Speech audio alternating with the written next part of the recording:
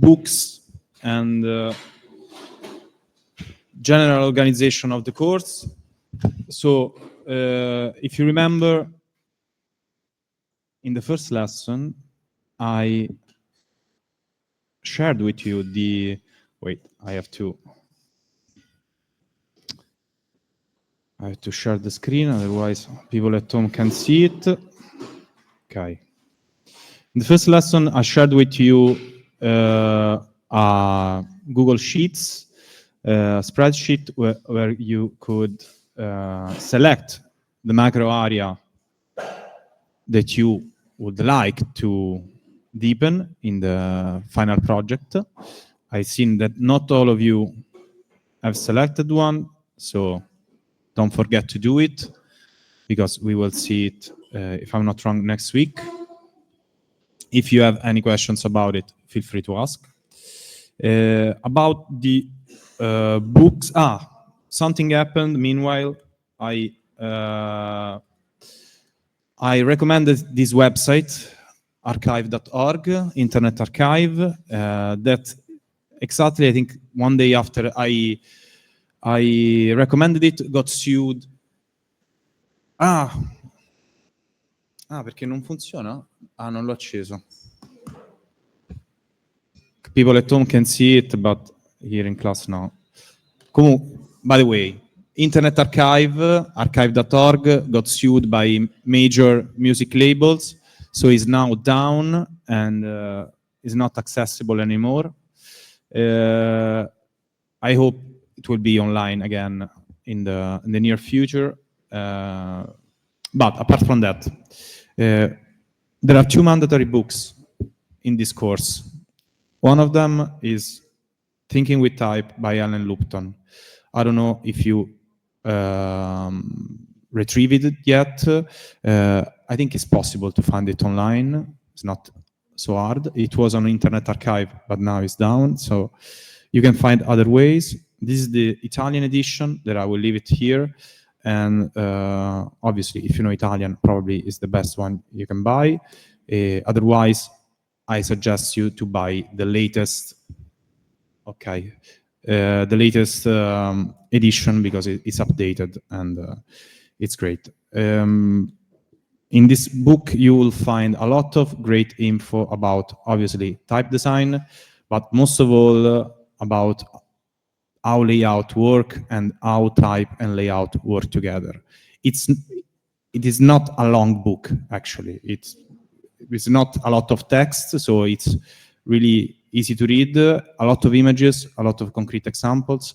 My tip is to start reading it as soon as possible.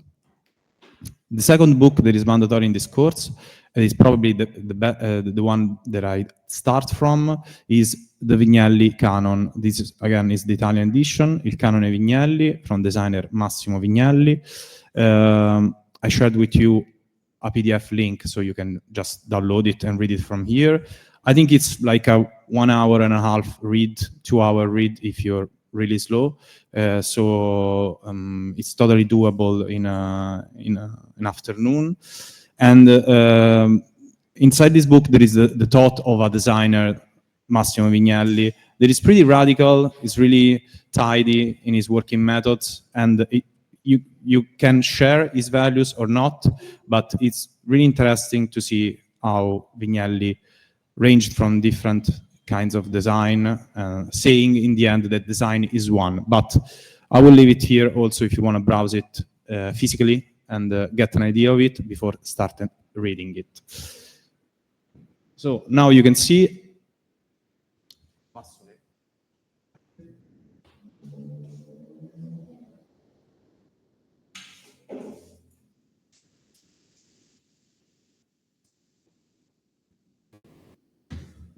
So about today's exercise, that was due today, the flat plan and graphic analysis, I wrote down some the most common errors that you did, and we will see it together. We can discuss it later on. First of all, I'd say that some of them are missing on Classroom, so don't forget to deliver it and try to deliver it in time. Yeah.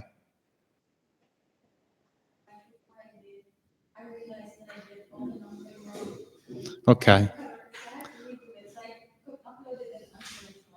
Don't worry about it. I mean, I prefer you to deliver, I don't know, a couple of days later, but with a proper job done instead of delivering on time but doing a sloppy job. So try to deliver on time just to have a rhythm in the production of the exercises. When you lose the rhythm and things start to overlap, and I think it's not great. The most common errors in the deliveries that I saw. So the proportions and the distance between the pages, the thumbnail of the pages, it was not always accurate. So try always to do the tiny pages at the right proportion and leave some space between them, just to leave some air and white space, and to let it more understandable. The spreads sometimes were not analyzed in depth, were just drawn in an easy way. So try to add some analysis on that.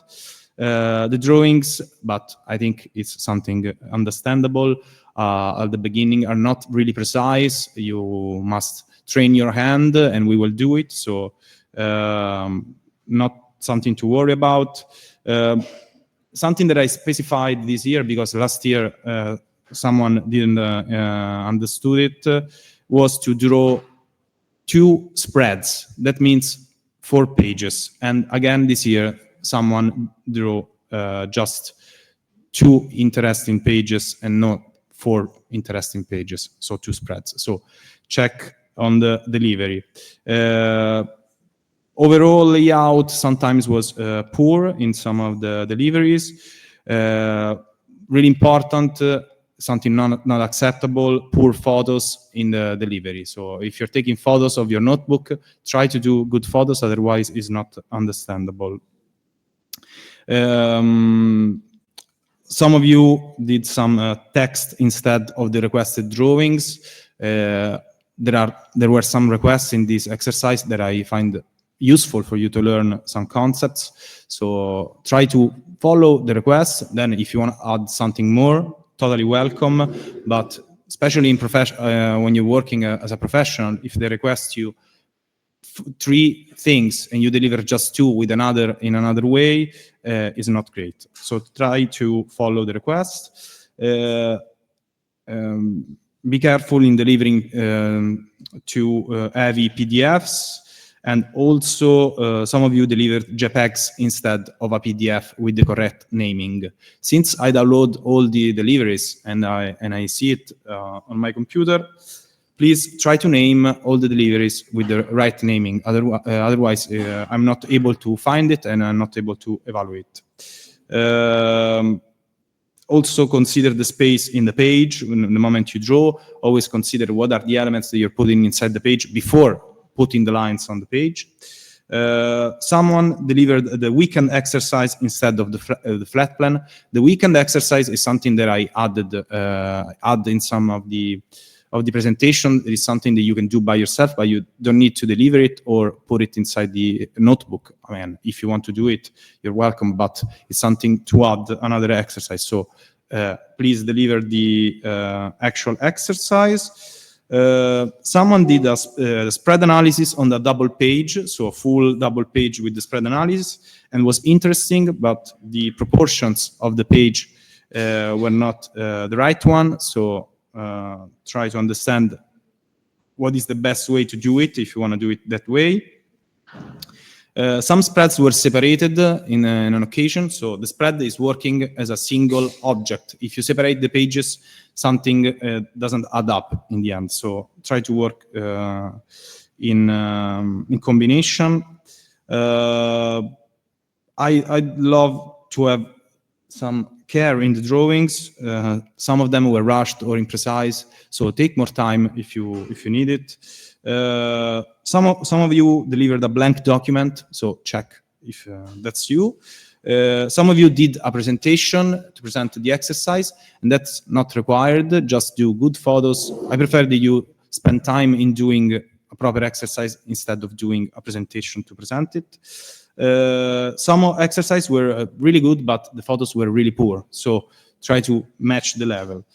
Something that I liked, some of you wrote down a recap of the things to do, so a checklist of the exercise, and that's a smart way to work because you know that you're not missing anything. Some of you used symbols to differentiate the content, and that's smart again, I think. Some of you elaborated a kind of language to understand all the different spreads, and that's fine. I liked also that some of you showed the different steps. So first the flat plan, then the coloring, and then adding all the information. That's nice. And some of you also used a matching color palette for all the elements inside the analysis. And that was also a smart move too.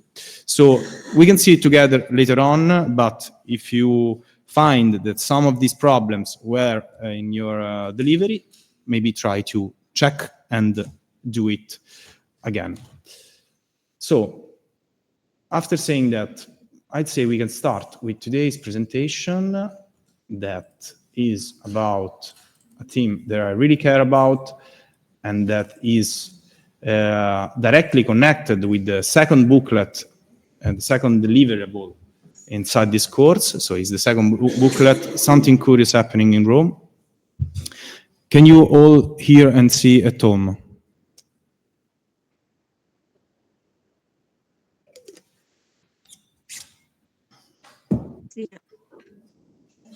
You can see everything? Open the mic. And, okay, great. Okay, so do you have any questions about the exercise or other course management things? Do you want to discuss before I start? Okay, so I'll start. So in this lesson that is called Street Observation Drawing Society, we're gonna delve into the world of street observation. As I told you in the introductory lesson, I deeply believe in the power of observation and drawing to understand the world that surrounds us. And I think it's a fundamental instrument for every designer, you're working with architecture, book design, or anything that surrounds us, to understand the world and control it.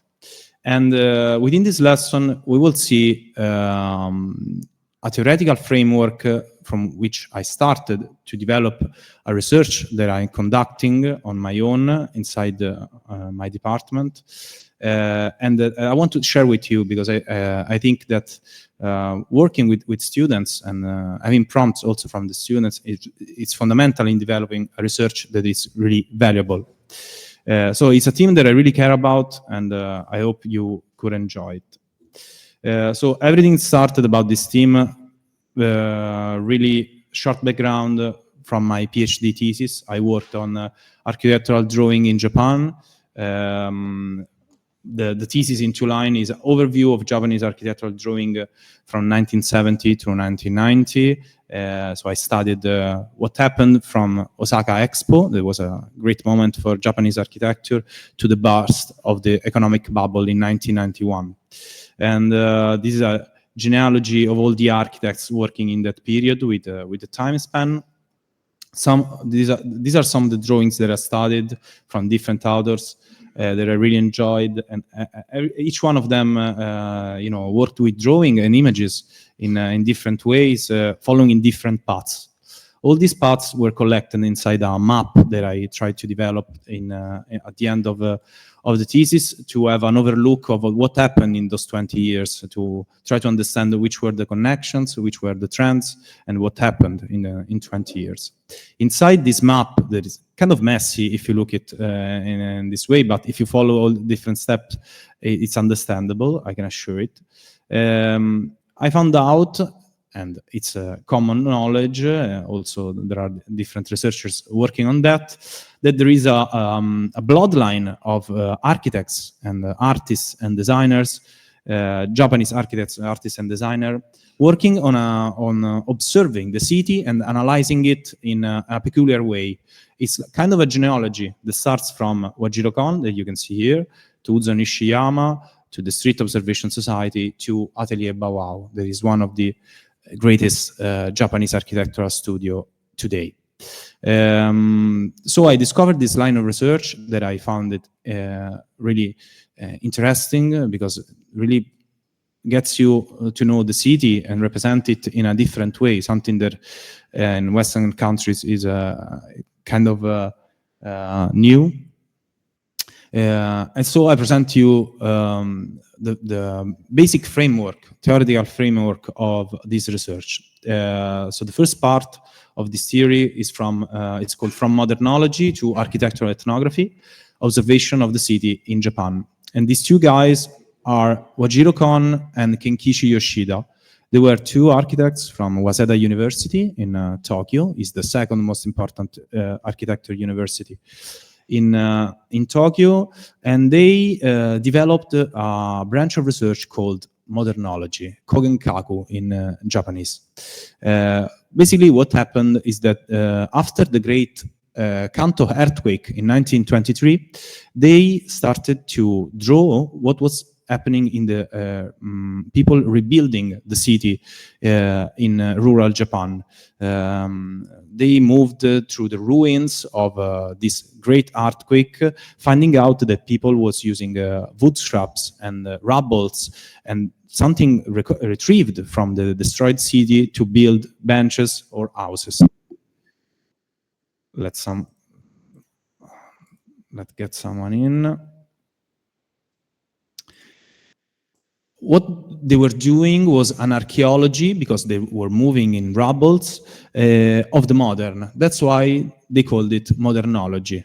They were working like archaeologists, but in modern times, reporting how people lived in this situation, doing drawings. You can see a plan and a small perspective. And what they discovered after some years of working on that, was that they really enjoyed reporting what was happening in post-earthquake Japan. They discovered that Japan was a country that was being really westernized from the Americans, and they started to draw different situations from what they saw on the street to what people were doing inside the houses, how they moved inside the houses, from what were people belongings inside the houses. So in these drawings, we can see the section of a house with different things inside, and the small descriptions of what everyone was belonging at the time, giving us a hint of what was life in 1925. They started with a notebook and a sketchbook in their hand, walking in the streets of Tokyo. This is called stalking today, and they followed girls in Ginza district to see what were their paths in the city, and also drew out what they were wearing. So they were taking notes of every kind of situation that they found interesting, and for them, something that was telling a story on how the urban environment was lived, also the domestic environment. This is one of their most famous drawings. It's by Wajiro Kon in 1925. He was in the streets of Ginza. There is a famous neighborhood in Tokyo. And he started signing down how many people were wearing Western clothes and how many people were wearing classic, traditional Japanese clothing. And he found out that males were wearing 67% of males were wearing Western clothes, and 33% was wearing traditional clothes. Totally another thing happening with the women. 99% were wearing traditional clothes, and 1% was wearing Western clothes. And with this drawing, we get a hint of what was happening at the time in Tokyo, showing the westernization of the country, everything with a really simple drawing that uses smart solutions to let us understand the different parts of a look. This is probably one of my favorite drawings from that period, is the map of workers sleeping on the street. In Japan, it's really uncommon to find people sleeping on buses or trains, or maybe on a bench in the street, because they work a lot. And those were people sleeping in an area of Tokyo, and they measured all the the positions. They represented all the positions of the people sleeping in the street. So telling us that it was something that really happening also in the 1920s in Japan. There were also analysis drawings that were totally, I'd say, useless, like the ant trails within a 50 per 50 centimeter space. So it was just a drawing exercise. They observed how ants moved within a space and reported it through drawings. Those are the cracks in the bowls of a cheap restaurant in Tokyo. So they documented all the cracks inside these bowls. Study of woman's leg, again, pretty weird, I know, but I mean, 1931. And also what people were wearing in the street and what workmen were wearing, what were their belongings in 1947. So as you can see, there are a lot of studies in this modern knowledge, and this is just a bunch of them, but there's plenty of them. And at the time, a lot of researchers thought that Kohn research and Yoshida's research was not really actual scientific research. But with time, when studying Kohn's and Yoshida's research, a lot of people from anthropology to architecture discovered that in their drawings, they were telling the story of a country that was changing and also the story of a city that was changing. And anthropologist Tom Gill, I think, expressed in a perfect way what was the Kohn's intent. And he said, Kohn knew really well that the things that don't seem to matter much are the ones that really show the nature of a culture. So from these little things that you find maybe useless, we can really grasp the culture, Japanese culture, understand how people live in the city and work in the city. So this line of researches continued with Uzo Nishiyama, another architect that worked a lot on urban planning, but he became really famous for his sectioned perspectives from the top of houses. Basically, he studied how Westernization changed the houses in Japan. So if you ever studied Japanese architecture, you might have, or if you're interested in Japanese culture or architecture, you might know that traditional Japanese house is not conceived as Western house. So there is no living room and bedroom, separated living room and bedroom. Most of the times people are doing everything in the same room with, a huge wardrobe containing the beds, the futon that they take out at night.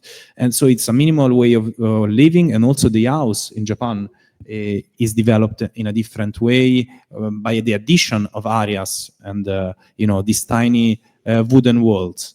And what happened is that with Westernization, with the introduction of the, furnitures, like washing machine or the television, the Japanese house changed. So what was at the beginning a place conceived for a type of life, with time changed to host different kinds of solutions. So the house started to change through time, and Uzo Nishiyama started to draw all this changing in his drawings. And in his drawings, I think I find them really interesting because apart from showing the division of the different rooms, they also show the objects. So Nishiyama understood that are the objects that shape the different rooms of a house. And inside these drawings, you can see little details of the different objects used inside, how the areas are used. So it's like taking what Kohn was doing mostly in the streets to put it inside the house and understand, in tiny details, something that you probably won't draw inside an architectural plan. So I don't know, the pot and how the kitchen is used. Uzo Nishiyama was doing with tiny details. If we go, and this was happening in 50s and 60s in Japan. If we go, if we do a step forward in around 1980s, we found these guys, these two researchers called Takeyoshi Ori and Terunobu Fujimori, also known as the Architectural Detective Agency. They were two architecture researchers. They were studying history of architecture. And at the time, they found out that what they were doing inside the university, working on books and writing down researches, was not really stimulating. They at a certain point they said, okay, we need to go in the streets. We need to really look at the city and understand them, because just doing research on books is totally pointless. So they decided to, while they were doing the PhD, they're doing their formation as researchers, they decided to found the Architectural Detective Agency. So they moved within the city as detectives. And what they discovered is that history of architecture in Japan was not telling a story. It was not telling the story of the architectures designed by Japanese architects that had a Western style. So these kinds of architecture that you can see here in these drawings and by Fujimori and Ori were kind of wrong translations of Western architecture, but performed by Japanese architects. So as you can see, there are not the proportions of Western architecture. There is not the level of detail, but the materials were used. Decorations similar to Western architecture are used, but they're like wrong translations. So it's a weird architecture. The history of architecture in Japan was not considering at the time, and they decided to survey all these architectures, drawing, take photos of them to preserve them, and tell a page of a story of Japanese architecture. In the end, after some years of working, they wrote a lot of books, and they surveyed, if I'm not wrong, around 15,000 architecture in all Japan. So it was a huge work. This guy here, you might ask, why is he showing us a baseball player? And this is an American baseball player called Gary Thomasson. Gary Thomasson has a lot of football players from major leagues in Europe go in at the end of their careers. They go in I don't know, China, the US, or other country to earn a lot of money in the last 2 years of career that they have. The same did Gary Thomasson, that at the end of his career transferred to the Tokyo Giants. That is the main team of baseball in Tokyo, and he earned a lot of money in the year that he played for them, but he never managed to hit the ball. So he was a horrible player.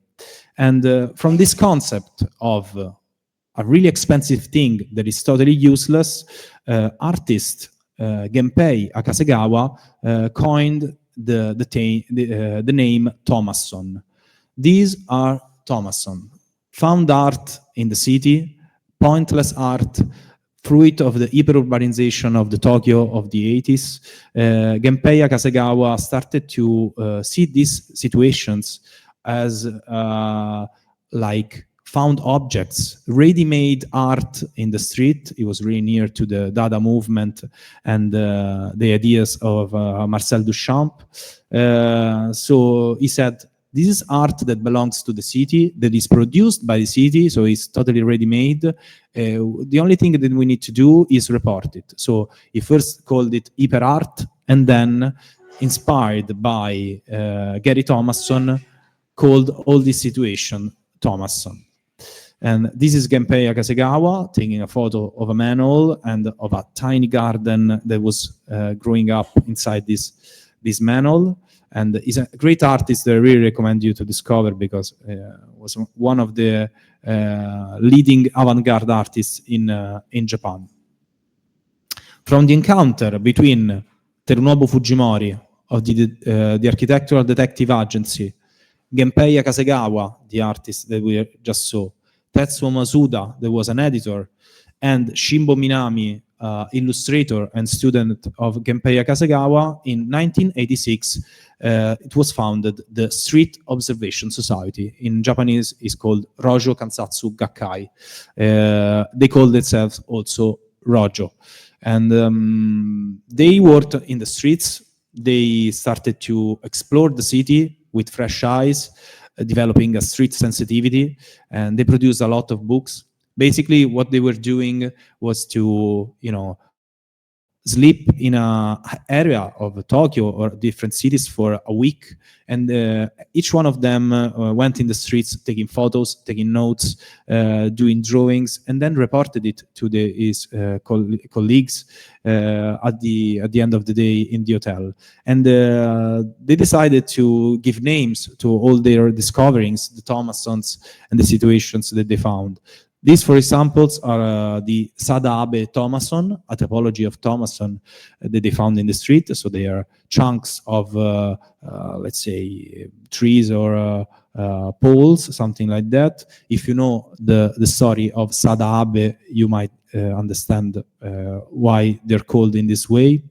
These are atomic Thomassons, so it's the shape of something that has been removed from the city, but where its shape is still visible, like atomic bomb exploded and it just left the shape.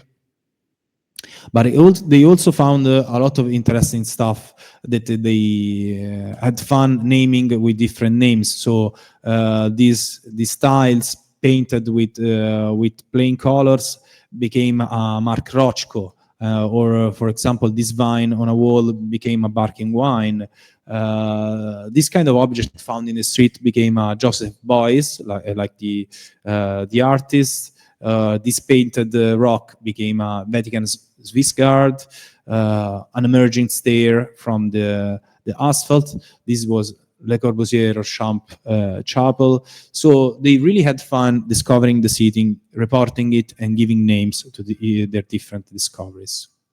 About that, I leave you with the words of Terunobu Fujimori, that you can also deepen in this interesting paper that I leave you a little link.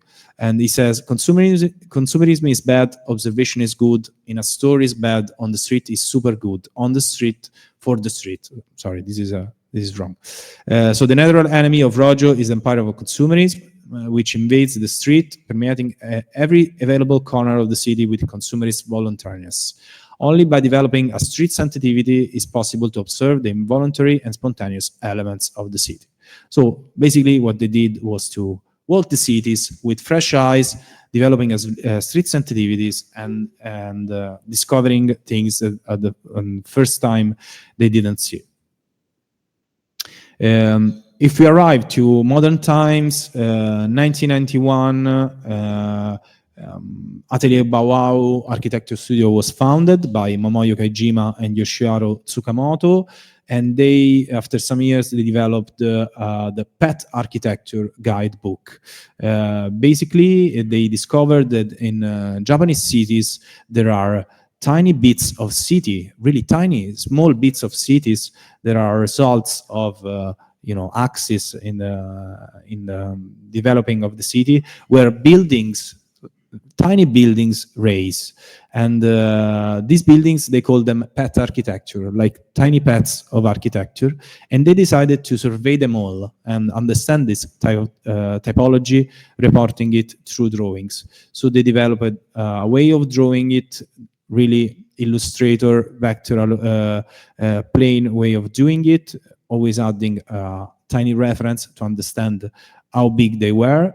And they did it on a lot of buildings, weird buildings all around the city, and they did a lot of books, like, for example, the most famous Made in Tokyo. And as you can see, there is a small description and photos and a drawing showing the weird typology of buildings. So basically what they did, they scaled up the work of the Rojo Kansatsu Gakkai to a higher level, analyzing the old city and not just the street. These are other examples. they discovered in the streets of Tokyo. What they also did was applying the drawing methodology of Kon and Nishiyama to understand situations that were, let's say, near or tangential to the architectural sphere. And in this case, in Commonalities, one of their books, they analyzed the production of behaviors. So how people behave in the streets and what is happening in public spaces. In Japan, the concept of square is not so common. So it's something that in the Japanese city, it doesn't happen often, and it's something introduced by Western architects. So they started to analyze situations in public spaces all around the world. And these are critical texts where they say that commercial facilities, in a way, expanded to the public soul, taking space to the public and how we live the city. But the most interesting thing is how they analyzed these public spaces through drawing. So here is a axonometry, as you can see, with a section showing all the peoples interacting in the space, also giving tiny hints on what we're doing, the activities they're doing in the street. So again, Atelier Bauhaus took the thoughts of modernology, street observation society, and Uzo Nishiyama, and employed in modern times in a fresh way. If we move back to Western countries, we can see some Western case studies. We will see townscapes, wallscapes, cartopology, and architectural anthropology. First, we start with Gordon Cullen, British urban planner that invented the term townscape. He said, one building is architecture, but two buildings is townscape. The moment we put two buildings together, we're creating a landscape, in a way, a townscape. So if we want to analyze architecture on its own, that's architecture. But the moment we put two things together, we're talking about a townscape. And he wrote a book that is called Townscape, published in 1961 by Architectural Press. There's a great book that talks about the English city mostly, and what they were his studies through drawing and text and photos in the cities of England. And then it was republished some years later as The Concise Townscape, because it's missing a couple of chapters. Inside this book that I can't recommend you enough, there are different typologies of situation that Cullen analyzed with critical eye. And what you can see from these pages is that he analyzed the city through drawing. So he's a master of drawing. He's been studied in England. Is obviously super famous, but his drawings were really great, and it really made you understand the different situations of the city through tiny drawings or more elaborated drawings, depending on the case. He developed also a concept that he called serial vision, that basically it's a walkthrough to images. So it's like a storyboard of the city, telling us that all the cities that interest us the most, usually they have an interesting path that is happening while we move in the city. So showing us all the steps that lead us until the end of this road, with tiny drawings showing us the different steps. Inside the book, as you can see, there are drawings, but also photos. There are short and witty texts where he explains how the city behave and different situations that we find interesting or not within the city. And this is my favorite page of the book, that he tries to point out the concept of mystery. And he says, from the matter-of-fact pavement of the busy world, we glimpse the unknown, the mystery of a city where anything could happen or exist, the noble or the sordid, genius or lunacy. This is not Whitenshaw. That is a small city in England. So it tells us about the mystery of the city, of something that could happen, and finding that in a book about urban planning and urban analysis is not really common. Usually these kind of books are really boring. They give you examples on how a correct urbanistic plan must be developed, but Cullen really analyzed situations were uncommon and analyzed in a funny and smart way in a book that I think really aged really well still today. After Cullen, Ivor the Wolf, also there is a pseudonym, so it's not the real name of the author. A couple of years later was published The Italian Townscape, that tells the story of the Italian cities. And Ivor the Wolf said something really interesting in his book. At the end of his book, he said, probably Italy has the most interesting urban fabric in all the world because of its variety, the quality of materials, and how people live in the streets, how people enjoy the city, also because of the weather. My only preoccupation is that the car or the motorized vehicles can affect this way of living, because I've seen too many of them. I hope Italy can really work on that and keep the spirit of the city alive, not giving it too much space to the vehicles. And what happened was exactly the opposite. So today Rome, for example, is totally unlivable because it's so full of cars. So he wrote it in 1963, and after now 60 years, we see that his words were totally vain. But inside the book, he did something really similar to Gordon Cullen, showing situations of Italian cities that are uncommon and peculiar, with great photos in a lot of Italian cities. Then we can move to Francesco Careri. There is a teacher at Roma Tre University, so not from this university. And he wrote a book that was also translated in Spanish and English that is called Wallscapes, with the subtitle that is Camminare come pratica estetica, that means walking as an aesthetic practice. So what Careri tells us is that the act of walking in the streets is something that shaped our society, our cities, our architecture, our culture through ages. So it tells the story of the walking as an aesthetic practice used in architecture.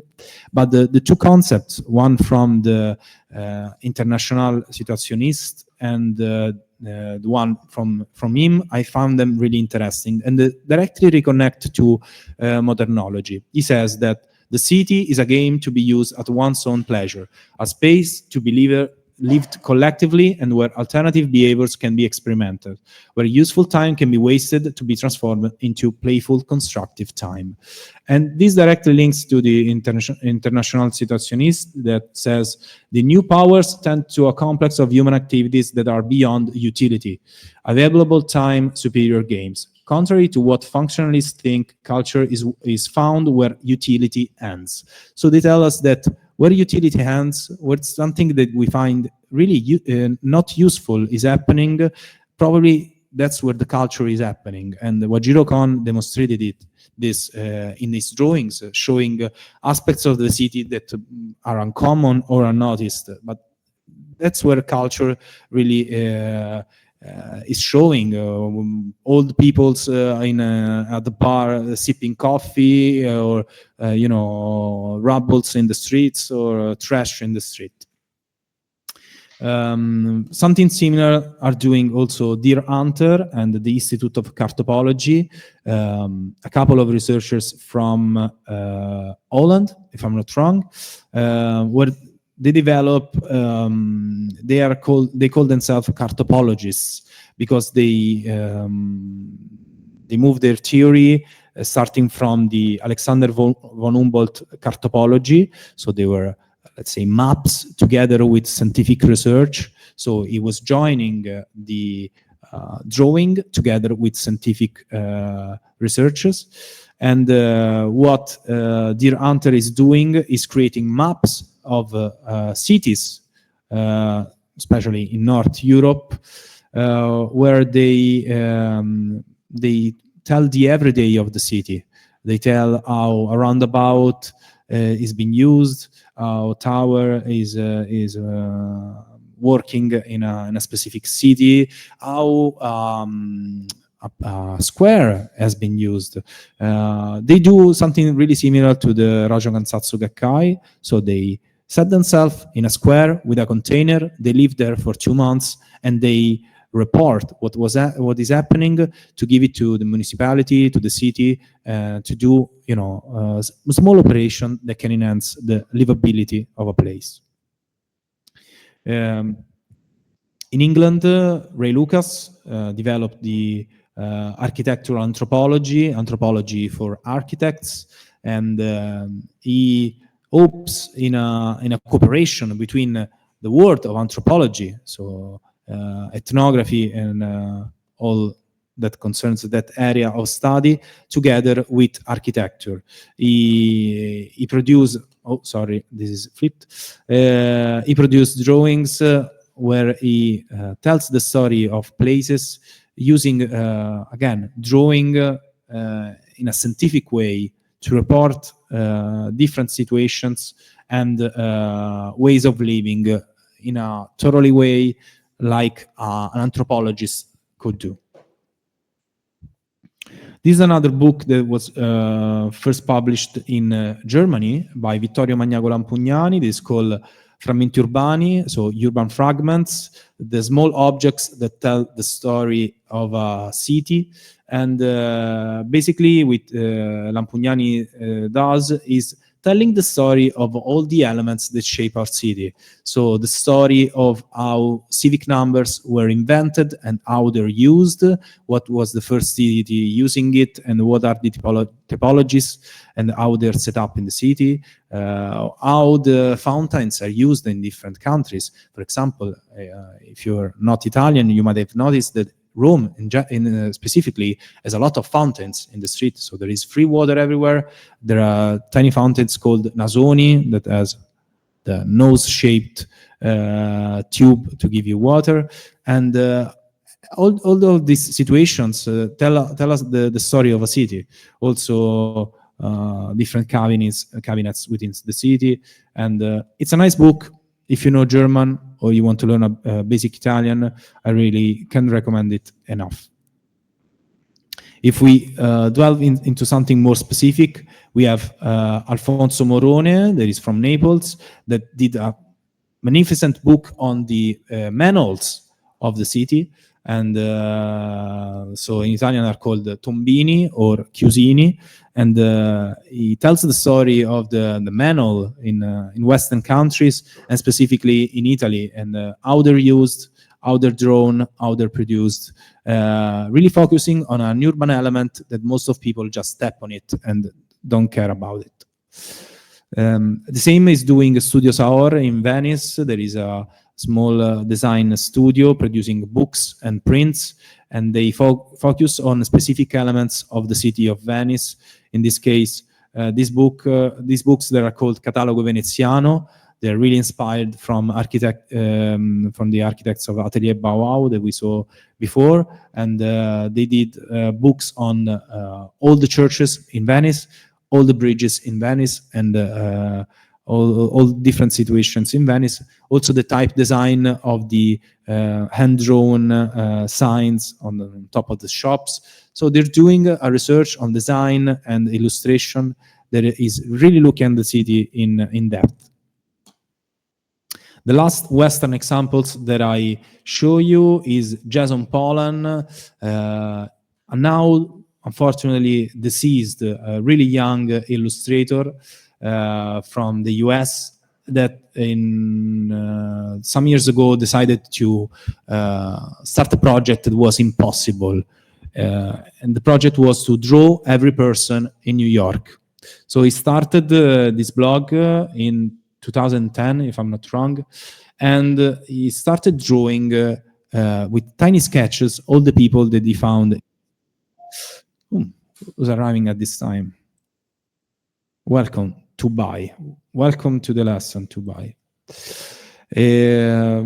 So what he did, it was to draw a lot of people in the streets, small sketches, fast sketches with his pen to really capture the city of New York. In the end, he produced, I don't know, if I'm not wrong, 20,000 sketches of people in New York. He was doing in the metro, was doing in the streets, he was doing in the bars. And I think I found it really interesting because he was a really drawing enthusiast. And he founded the Taco Bell Drawing Club. Taco Bell is a fast food chain that is famous probably mostly in America. It's really low quality food.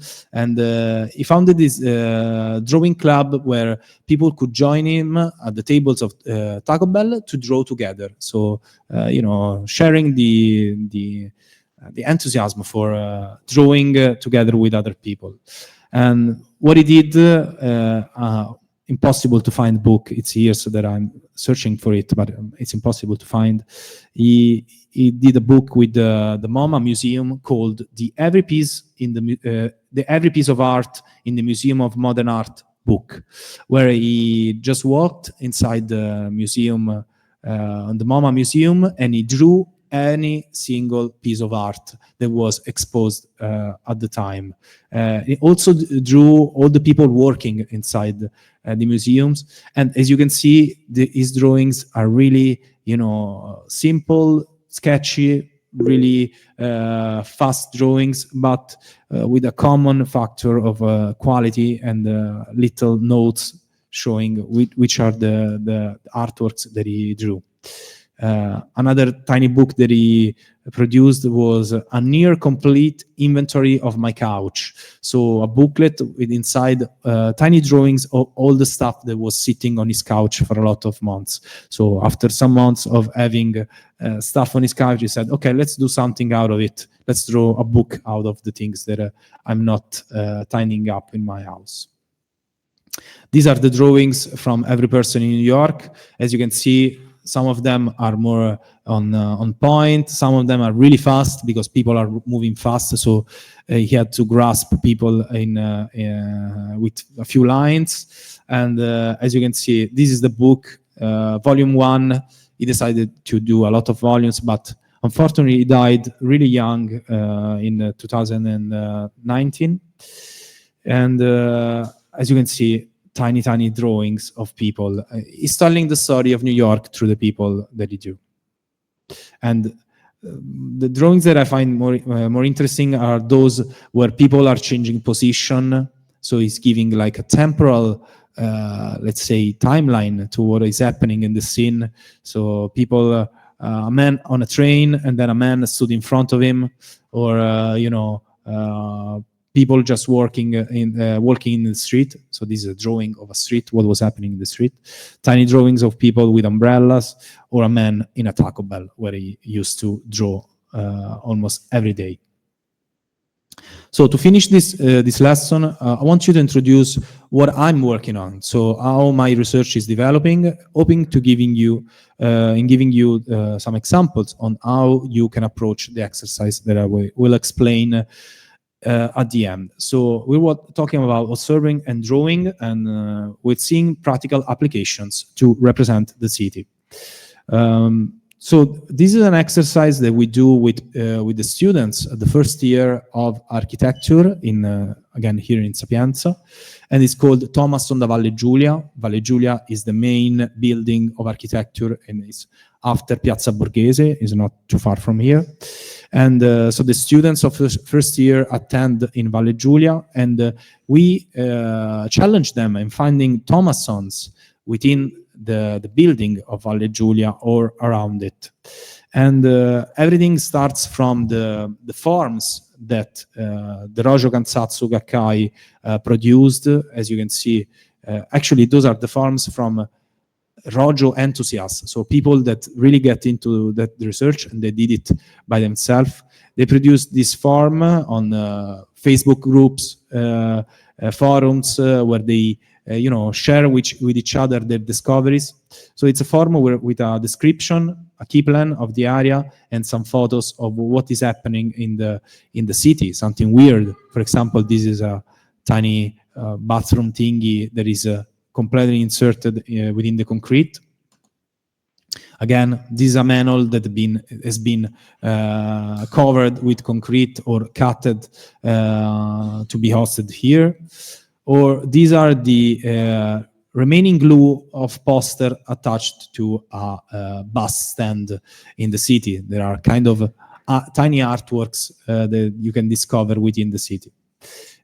So we decided to give this challenge to the students, that they started to explore the university, and we did so far 3 Thomas on the Valle Giulia. So we did it for 3 years, from 2021 to last year, and we're doing it again this year. And all the students found off and strange things in the university. So we gave them a tiny form, and they started to explore the city in search of weird objects to represent.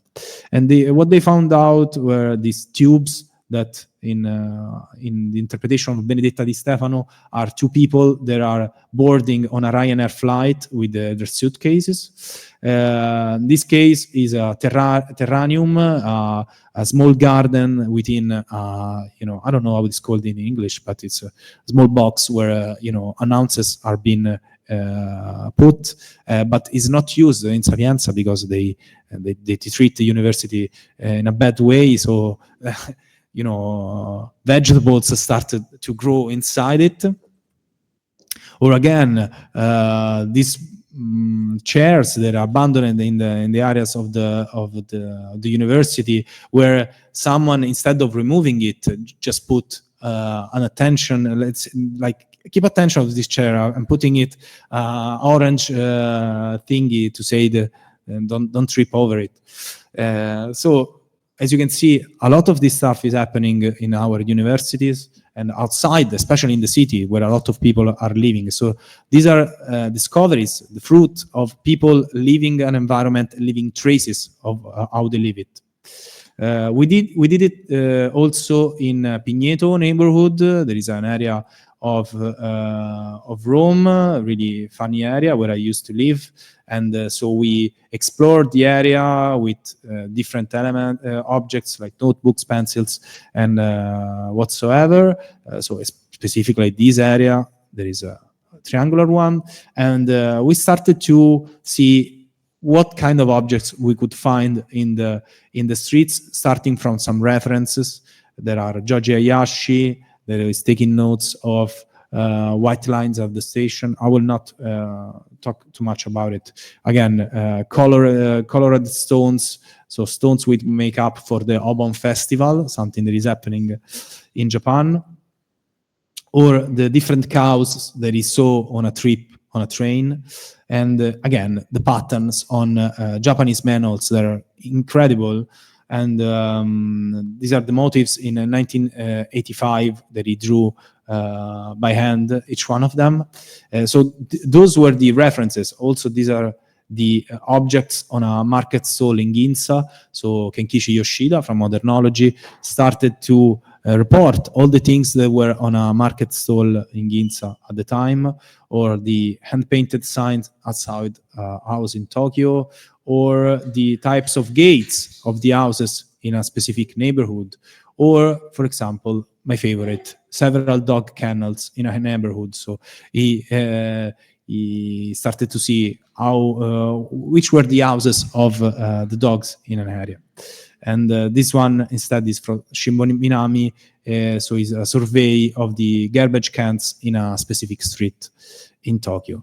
So with these references in mind, we started to explore the city. We were there for a whole morning, exploring the Pigneto neighborhood, finding out weird situations to be reported with drawings and sketches. And those are some of the sketches that the students did. So these are all the manholes in the Vigneto neighborhoods. Another student discovered that a lot of people that were living at the ground floor were using the windows to attach objects and elements to dry or tiny decorations. So she reported them all. Another student discovered that there are different kinds of paracarri that are tiny thingies separating the streets, but I don't know the name in Italian. Another one discovered that there were a lot of security cameras, CCTVs, with different typologies of CCTVs, and also urban lighting was different in different kinds, and there was also a light that is an open eye, a bulb to make light on a street. So each one of them discovered something different and weird about the area and reported it through drone analysis and drawing. What I'm doing in my research, that I'm still working on it, is to develop a way of doing architectural survey that is not architectural, but is more observative. So if on one end we have the architectural survey that is geometric, so the moment we do a survey, we do an architectural drawing, we focus only on the building itself. The type of survey that I'm proposing, that I call observationist, in this moment, I might change in the future, directly focus on the street, so the section of the street, and how we live and what's happening in the street. I called it the La Vasca, that in English can be translated as the basin, because it's like the section of the streets is filled with let's say, a kind of liquid, and everything that touches the liquid, we can analyze it. We can talk about the signage, we can talk about the trash. Everything that is reachable from us can be the object of our analysis. So I studied the survey categories from the reference that I showed you. I studied the drawing methods of the different references that I showed you. So I saw that each one of them tell the story of a city in different ways. And I developed a taxonomy of elements that can be divided between permanence and ephemeral. So permanence is something that is stuck in the street, and ephemerals is something that has a temporal component and is changing through time. But I will not bore you too much on these specific things. I also developed survey forms to draw out everything and report it in a thoroughly way. And I did obviously a lot of field work, so walking in the streets. This is again Vigneto, analyzing the trash in the street. This was a survey of all the trash collected in this area. So everything that I found out in that area is being reported through drawing, tiny drawings of the different objects, and how many of them I found them with statistics and what people told me while I was doing. And so this is the area that I was interested in, and I worked also on the type and typologies of trash bins in the area. I'm not a fan of trash in general, but I think that trash tells the story of how we leave the city, especially in Rome, where trash is everywhere. So I draw out all the different trash bins, the typologies, and where they're located. But again, all the different fountains in the Vigneto area and all the differences between them, all the dogs that are living in the area. So I stayed in the street for 3 or 4 hours, taking photos and drawing out all the dogs that were working in the area. Or again, as we saw with Lampugnani, the different civic numbers that in Vigneto in particular are all different. So each building has his own civic numbers, and each one of them tell the story of the period when it was built and how people take care of the building itself. So all this research is to introduce you. The exercise of today will not be staying in class. will be exploring the city, will be walking around the city, trying to work as detectives. This directly reconnects to what you're going to do in the second booklet, the second deliverable of this course. So I hope this might be useful. Obviously, if you have any questions, feel free to ask. Do you have any questions? Any doubts or something that you missed during the explanation? So what we're doing today, we draw a report of unnoticed or overlooked situations in the streets of Rome.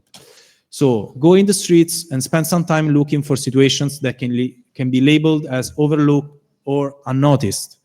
It can be everything from physical to ephemeral, but must be the fruit of a deep observation of the streets and squares. So what I really stress out as a concept, and I really want you to do it, is to really lose time in observing the city.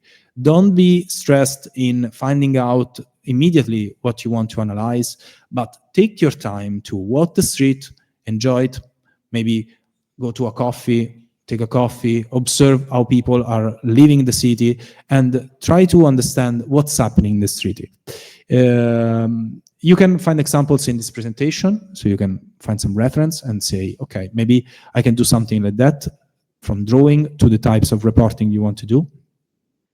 But it can also be something like how people move in a square, how people aggregate in places, weird found objects in an area, analysis of the littering in an area, actions performed by passerby. You really can literally can analyze anything that is happening in the streets, but please, it must be really the fruit of a deep observation of the city. So you are a detective, you must collect evidence, write down notes, and make sketches. And the final delivery must include all to be done on your notebook. So if you want to take notes, so evidence and sketches on a tiny book, on a tiny notebook, it's fine, but the final delivery must be done on your notebook and must include a short critical text, really short, 1,000 characters is really nothing, where you write down your thoughts on the report that you decided to do and why you decided to do and why you find it interesting. Then drawings of the reported situation. So you can decide to do a total drawing like the one from Atelier Bow Wow, so a scene where a lot of things are happening. It can be a collection of drawings, so tiny drawings of something that you reported, or can also be an infographic. So you just sit on a street, writing down how many people are wearing black in a street, and then you draw a report of how many people are wearing black and how many people are wearing red. Just an example. If you're taking some photos, you can add it also to the report, print it out, and put it inside. So the methodology we're applying for this kind of exercise is the one that we will also apply in the production of the second booklet. So if you work well today, you will not have problems in developing the second booklet as the final delivery. I think I said everything. Do you have any questions? Yeah.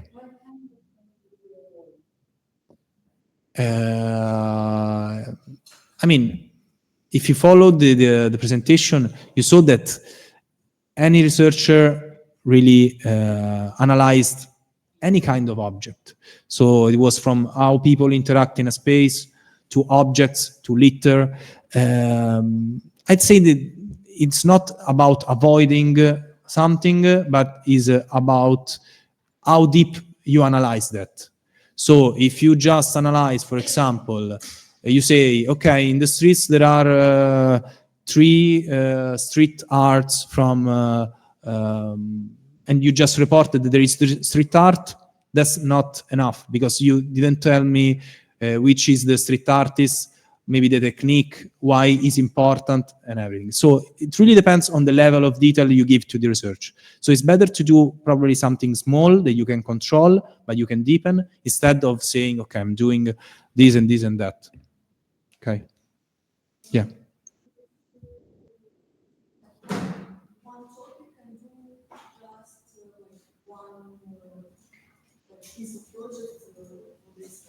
Yeah, you pick one topic. I suggest you to spend at least 1 hour walking in the street, observing what is happening in the street. Then, the moment you realize something, you say, okay, this is something that is worth analyzing. So maybe, I don't know, what people are wearing in the street, or how people are behaving in a space, or maybe you find out that there are cracks in an area that are worth analyzing for a specific motive.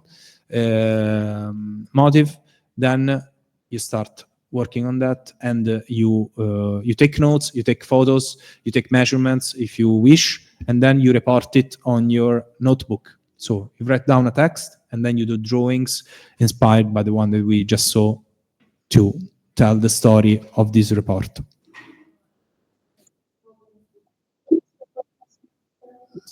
Yeah, sorry, we finish with this question, and when you can ask.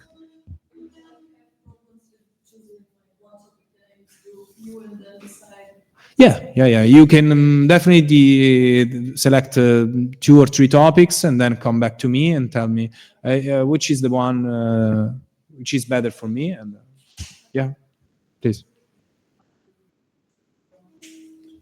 For the first part, for the reporting, you can do digital, but for the final delivery, there is due next week. So it's not really hard work. I'd say it's a light assignment. It must be done in the notebook. Okay. Okay, at home, any questions?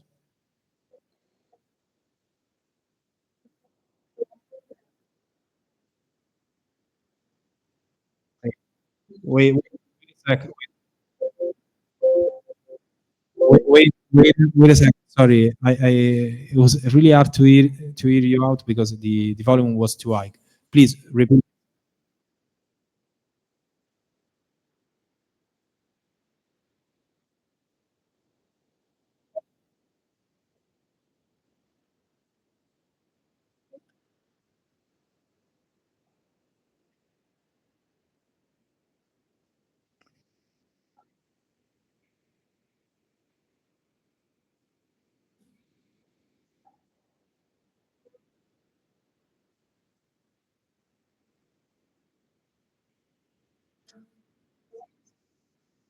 Uh, I don't know if I got your question right, but using drawing in a scientific way is something that has been discussed specifically in this book that I show you. There is Ray Lucas.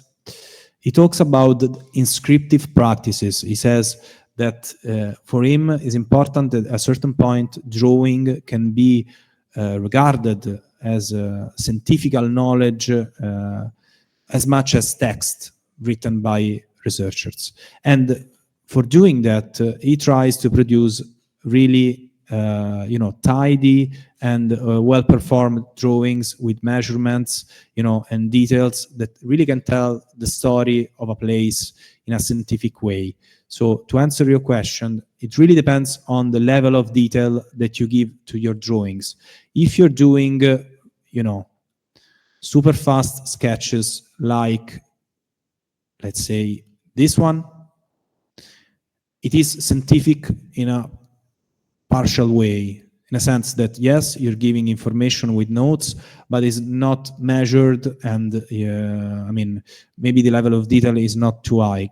The moment you start to add information, you deepen the theme, and you give measurements and numbers.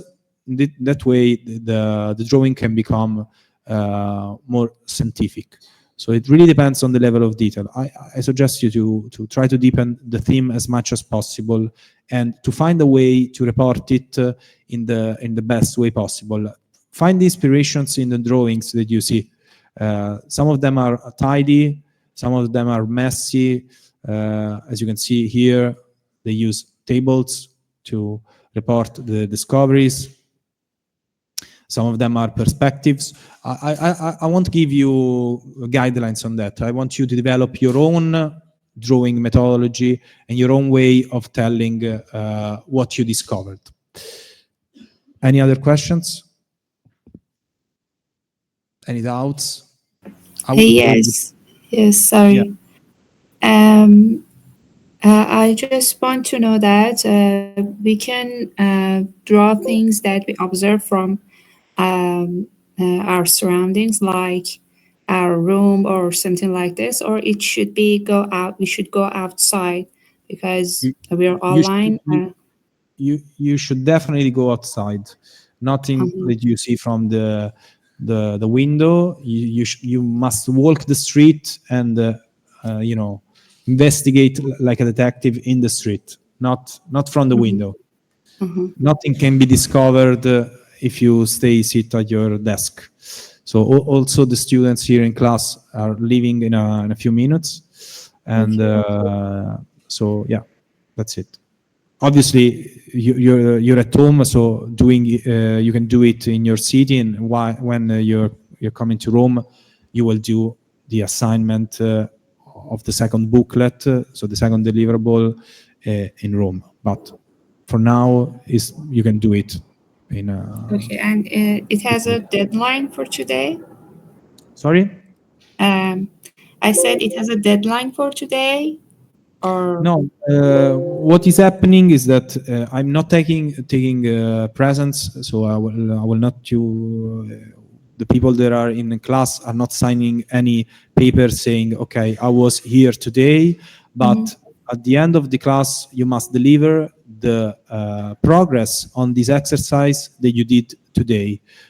This delivery works as the presence. Okay, so uh-huh. it's not taking Yes, presents, but if you deliver it and deliver the progress, even if it's unfinished, it works as the presence. And then you have the final delivery of this report for next week. If you finish it today, you have nothing to do for next week. So good for you. It really depends on how good you are in the exercise. sure. Thank you. You're welcome. Any other questions? Okay. So I will leave you to the workings of this exercise. I will be in class, so you can also leave the stuff here if you don't want to bring with yourself the computer. I will be in class, so if you want to come, you can ask me if something is okay or not. Uh, Here are the books. You can browse them and understand if you like them or not.